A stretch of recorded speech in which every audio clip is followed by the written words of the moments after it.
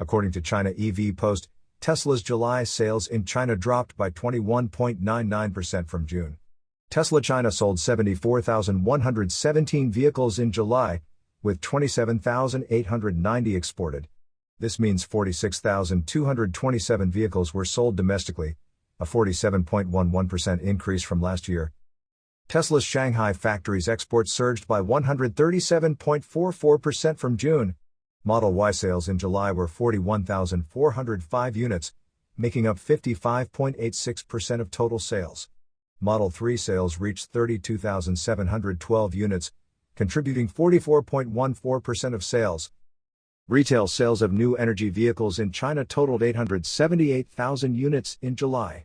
Battery electric vehicle sales were 482,000 units, and plug-in hybrid electric vehicle sales were 396,000 units. Tesla's share of China's NEV market was 5.27% in July. In the BEV market, Tesla's share was 9.59%. You are listening to Yuan News.